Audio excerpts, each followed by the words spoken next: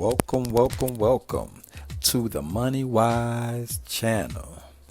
Today on this channel, we're going to talk about inspirational events and a lot of other great money things, See, success goes to the person that holds on after everybody else has let go. So hopefully this will leave you inspired by my reaction that I give you of what I've seen and help you to push forward and go after whatever you want to go after. Today we're going to be talking about Michael Jackson, an artist by the name of Michael Jackson. This will be called Michael Jackson's interview on life and building a $2.6 billion estate. That's Michael Jackson's interview on life and building a $2.6 billion estate. So we're going to give you some backdrop on Michael. Most know a lot about him. Hopefully you'll learn a little more before we get into what he exactly spoke about in his interview. First of all, his full name is Michael Joseph Jackson. He was born August 29th, 1958 in the city of Gary in the state of Indiana. Michael Jackson is an American singer, songwriter, dancer. He also goes by the name of King of Pop. Now, for those who wonder what pop is, that's popular music. That's all the way over. That just means that it's popular music. So he was the king of being popular. That's what it means, the king of pop. His father's name is Joe Jackson. That's why the middle of his name is Joseph. And his father was a boxer, and he worked at a factory, steel mill type situation. Worked very hard for his money. His mother's name is Catherine Jackson, and she actually sang country western music. So if you notice with Michael Jackson's songs, he didn't just do R&B, he did all types of music because his mother also did different types of music. His father was known to push the children to work hard because it was so tough for them. He wanted them to be strong and tough to be able to push through any problems they came into. You have to understand that Michael Jackson is the 8th child of 12 children. They grew up very poor, and they were Jehovah's Witnesses, and they lived in a 2-bedroom house. So you always have to remember when you hear about Thriller and all that they had many problems when he did the Thriller album and video, because the Jehovah's Witness people felt it was demonic. That's because he grew up Jehovah's Witness. Like I said, they grew up very poor. It was very tough, and so their father raised them real hard because he was trying to do the best he could, as a boxer, trying to come up in boxing and working in a steel mill and all that. It was really tough, and that's a lot of children. I never understand why people have so many children when they can't afford them. But, everybody does what they does, and it looks like it kind of worked out for them in the end, though. So, the actual house they grew up in Gary, Indiana, you can go visit it. It's actually still there and has a sign in front of it. So anytime you're in Gary, Indiana, pop through there and check out Michael Jackson's house that he grew up in. And you do hear a lot about his father whooping them a lot, and Michael talked about how tough it was and that he tried to be a jokester and would get in trouble. And the family joked around about how big his nose was, and later on in life you see that he got a lot of nose jobs because it bothered him about his nose being so big. That's things he talked about. But Catherine, his mother, always says that in that time whoopings were normal, where now it looks like it's a little bad.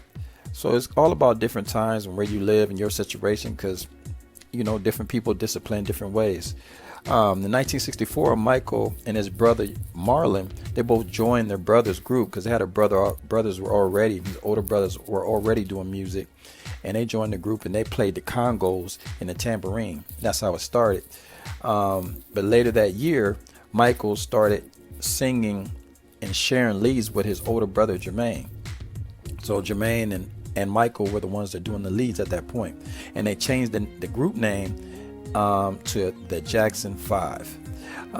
They start to play different shows, and from 1966 to 1968 they start touring independently the Chitlin Circuit. And the Chitlin Circuit is basically like just African American juke joints and places like that. They start opening up for acts like OJ's, Gladys Knights, Etta James, Sam and Dave, different groups like that. And they even worked at strip clubs, strip tease plays, and these were kids, but they were so good they would let them come in and do what they do, then they would let everything continue after that. 1967, the Jackson 5 did the Apollo Theater and they did that. That was the amateur show, and they did it at the Apollo Theater in Harlem, and they just blew it down, and that was a big deal. So in 1968, a year later, Jackson 5 ended up doing a little deal with a company called Steel Band Records, and Bobby Taylor and the Vancouvers heard of them, and they ended up taking them to Motown Records. So when they took them to Motown Records, that's when they ended up doing that deal, performing for Berry Gordy, and they ended up doing that deal. In 1969, Berry Gordy got Diana Ross, but she was a big artist at that time, to step up and act like she actually found them. And when she wrapped her fame around the group, Michael and the Jackson 5, which it made them so much bigger, but that was controversial because when she introduced them to the world, she said Michael Jackson and the Jackson 5. But it pushed the group into the starlight, and it did very well. So in 1970s, about 1970, the Jackson 5 dropped a song called I Want You Back. And when they dropped that, it went #1 on the Billboard, which started them going to a level of fame that's just unbelievable. So you think about around 1965, they signed a deal with Epic Records, and they renamed the group at that point the Jacksons, and they added their brother named Randy, because it couldn't be called the Jackson 5 no more, because Berry Gordy owned that under the Motown label. So they changed the name to the Jacksons.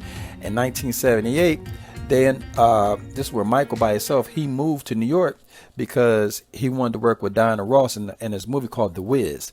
So in this movie, Diana Ross played Dorothy, I believe, and then Michael played the Scarecrow. So what was crazy about it is that it was arranged, all the music was arranged by a great super producer called Quincy Jones. So this is where Michael and him came together and was able to get to know each other a little more, and they did different stuff like Off the Wall and stuff like that became some successful and did well for him. Now, he was at Studio 54 while in New York, and this is where Michael Jackson heard hip-hop music for the first time, and he heard beatboxing, and he loved it so much that he started to beatbox whenever he would work on his songs. And one of the first songs he worked on beatboxing was Working Day and Night. That's a song called Working Day and Night, and if you go and listen to that song, you hear how he's doing the drums and the speed of it, and that was the first time he beatboxed and made a beat off of that mind state. And like I said, he ended up using that a lot, which became a problem for him when he produced music later on in life, because he ended up getting nose operations, and it bothered him the way when he was doing it, as he spoke about that. But that was something he loved to do. In 1979, the Off the Wall album established him as a solo artist. And now this is the album when he worked along with Quincy Jones, the great Quincy Jones. As we spoke about, they became very close when he worked with Diana Ross on the movie called The Wiz. And when Quincy Jones arranged the movie called The Wiz, he became closer to him, and then they ended up working together a whole year or so later, 1979, on Off the Wall, the album called Off the Wall, and that is what established him as a solo artist. So you think 1982, a couple years later, is when he ends up releasing Thriller. Now, he works with different art people at that time, all the greats he could work with. And this album is the biggest album sold to date, and it's sold over 66 million albums. Now, why was it so big? Because it was negotiated by super attorney John Branca. This is important. John Branca is a name you have to remember, because he negotiated this deal because Michael Jackson came to him and told him, I have $1 million from all the work I've done, but now I don't want just $1 million. I want hundreds of millions of dollars. I need you to help me out. So they was able to negotiate this great deal for Thriller, and this album did very, very well. You got to think, but as this album's out and it's doing very well and it's going through the procedure, it's still trying to pick up speed with everybody. So March 25th, 1983, after he dropped Thriller, he and his brothers decided to perform at this thing called Motown 25, Yesterday, Today, Forever. It was called Motown 25, Yesterday, Today, Forever. They kept asking him to do it, and he was like, I don't know if I want to do it. I don't know if I want to perform with my brothers. I'm trying to do my own thing. I got Thriller out here. It's moving along, and I just want to keep pushing. So Berry Gordy end up coming to him and saying, listen, you're already getting bigger. I see what you're doing, but this is the stuff that can really blast you off, because everybody can see you from your old music to this. And Michael said, I'll do it long as you promise me after I do the songs with my brothers that after I do that, you'll give me, time on stage by myself so I could do my new music. They agreed to it. They promised to give him the time, and he did it. Went out there, did the songs with his brothers. Then he did Knocked Out, and he did Billie Jean. And when he moonwalked, he did that moonwalk in front of everybody around the world. Boom. That blew him through the roof.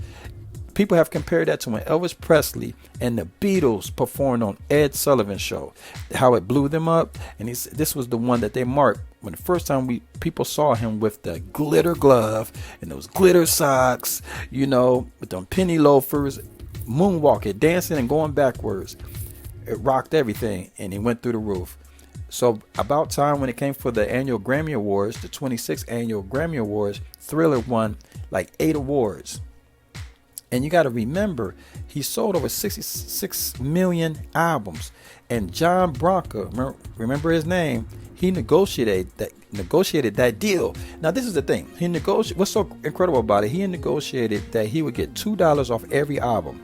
Today, that's equivalent to $5 an album. And this is in 1984, and those albums were going for $12 an album. So if you do $12 an album times 66 million, then you understand how much money was made. And this deal was negotiated by John Branca, a great attorney that had worked with other successful people. Now, 1993, he was sued by a boy's parents for what they called inappropriate things.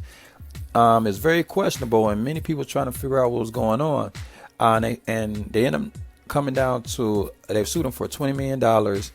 And this is the thing. They sued him for $20 million, but let's be clear. He was acquitted for this. He was found not wrong for any of these things, but he just settled, And his thing, he settled. And we always have to remember, when you can make enough money, or you can have enough success or fame, that people, you don't know who your friends is. You don't know what's going on. So I'm not quick to jump to anything just because I hear somebody sue somebody. That's not necessarily mean you did it. It's always questionable and it's open to debate. But I'll say this. They said this happened to their child. They was the one to let it go for $20 million. So you got to ask yourself, would you let things go that happened to your baby or your family member for $20 million? Or would you push the limit and make sure you put this person in jail? That's where it's questionable. So Michael said he settled for the $20 million because he's like, all they want is money, give it to him so he can move on with his life, because he was tired of spending years of people talking about something he believed and said that it didn't happen. So I never held that against Michael, because he said it didn't happen. He said give him the money. They took the money and they knew he wasn't going to jail and they left. So it is what it is. Now, going on with his plastic surgery, after his tragic accident that he had at a Pepsi commercial, because he decided to go on tour with his brothers, and this is a big deal because Pepsi decided they were going to sponsor it. So when he took the deal to do that, he ended up getting his hair and his face burnt, and they had to do scalp and face surgery, and that started the plastic surgery. And they said he had so many procedures done that it added up to between 300 to 500,000 overall of all the plastic surgery that he had. And during that time, he did have his nose worked on, because we already know that he had issues with his nose. And just, a lot of money was spent on that. So during this time after that, Paul McCartney of the Beatles came to Michael and said, you should start putting money into publishing. There's a lot of money into that.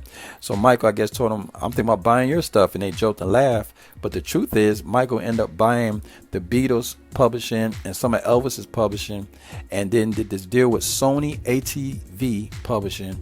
Once again, through John Branca, this great attorney, and this was a great deal. So after that, his money just made more millions and millions and millions and more dollars just off publishing. You gotta imagine the money he's making off the Beatles and Elvis, and his own material. So he took some of that money and spent $17 million to buy Neverland Ranch, and then he signed a deal with Sony for 6 albums, and Sony believed that they would estimate $1 billion off of this deal. Michael Jackson got $60 million to put in his pocket just for the deal alone, besides whatever else he made. Forbes reported in August 2018, His total in life, all the way to death, earnings, pre-tax earnings was $4.2 billion. 2013, the IRS said Michael Jackson's estate was worth $1.1 billion, and he owed $702 million in taxes, and it breaks down to $500 million in taxes and $197 million in penalties. So $500 million in taxes and $197 million in penalties overall, which is $702 million in taxes. That's what they said. And in 2016, Forbes estimated annual gross of earnings of Jackson's estate at $825 million, largest ever recorded at that time, with sales of his Sony and ATV catalog, which was $400 million plus, brought the total to, when they added everything else up again in 2016, to $2.4 million. $2.4 million. So that's why in the interview, if you remember, I said this is Michael Jackson's interview on life and building a $2.6 billion estate, because they continued to go on. In 2020, Forbes recorded that Michael's earning, that he was the biggest earner far as a dead celebrity. Now that's a crazy title, but Forbes said he was the highest recorded earner of a dead celebrity in 2020, and he's far beyond with $2.6 billion of earned money. So this is it's something to say. His life, he started off hard. It came from tough place, came from the Midwest, Gary, Indiana, and it's amazing what he was able to do. So I just want to salute Michael Jackson, say we're proud of Michael Jackson, what he's able to do. He had to face what we all have to do, our demons. We have to face forward, whatever that may be. We're going to get accused, we're going to get put down, but this is a thing. Life is a tough thing. You got goals, stick to them, keep going hard, keep believing in yourself. And I'm going to say this, stay excited about your life. We'll be dropping more videos that inspire. Faith without works is dead. And remember, keep your eyes out for the small things as you're going for the big things. Like and subscribe to this MoneyWise channel for more wisdom. Remember, the plans may change, but the goals stay the same. Like and subscribe, and I'll see you on the next video. Yep.